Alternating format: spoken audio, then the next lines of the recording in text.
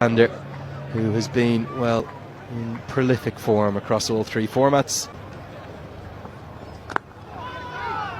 It wasn't an innings that necessarily Scotland will be overly pleased with, but they've got something on the board. This goes a long way up. Mid-wicket goes back, Charlie Castle, he holds on! And Scotland, they strike early, and Fraser McGurk, on his T20I debut, he's got to go for a third ball duck. Wow, what a moment that is. Disappointing for Fraser McGurk. So nearly 2 in the over and 2 in 2. Instead it just squirts away. It was a nothing shot from Mitchell Marsh. Last thing you want to do is give Travis Head width though, because he'll pounce on that. Well fielded with one bounce in the crowd. Driven at a catchable height, but Barrington can't get anything on it, and it races to the rope. Back-to-back boundaries, Fuller this time. Go.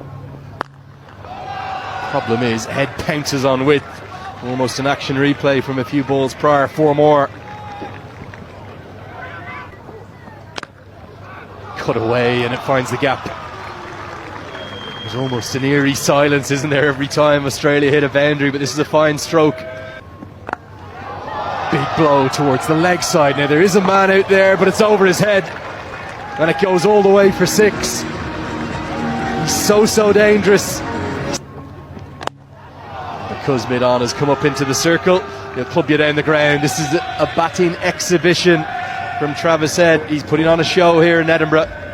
Now flicks it away to the leg side. Oh, this is quite brilliant. It's 20 from the over.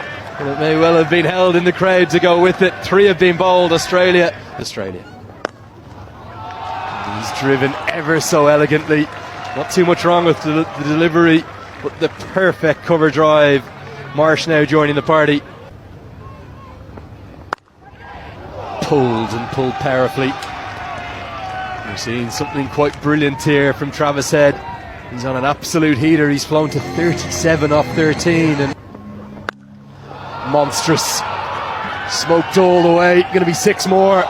And Head is flying towards 50. The crone is because it's put down in the crowd.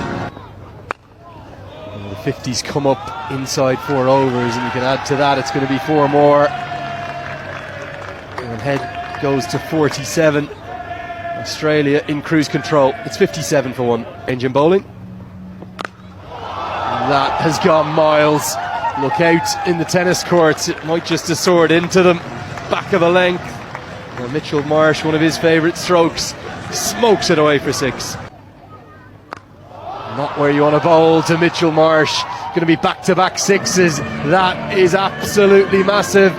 It's out of the entire venue. Driven through the covers. Well, this is quite remarkable. 6-6-4 to start the over. More runs, and it may well be 6. Yes, it's going to soar all the way. Marsh is such a powerful ball striker. Well, Jarvis has avoided the ignominy of deliveries here. Scotland surely. Instead bowls it into the surface. It's pulled so powerfully, it splits the 2 men in the deep. It won't be 6 more, but it will be 4 more. It's going to be 4 more, you won't believe it. He's split the same gap again. McMullen can't cut it off. 30 from the over. Australia immaculate. Scotland being blitzed away. And the runs just keep coming. And there's a world record that could well fall here. The 100's only been gone past in the power play once in history. Past couple of years, but boy, today. And now it's going to be more runs. And this might go all the way. It's 6 more. Well, they're being blitzed away here. Scotland. Travis Head has just made the fastest ever T20 I-50 by an Australian, joint fastest to go with the 17-ball effort by Mark. Just over the head of the man. George Munsey, I think it is, at mid-off. And the 100 has come up inside the power play. Oh, now fortune going their way, and with it goes the world record.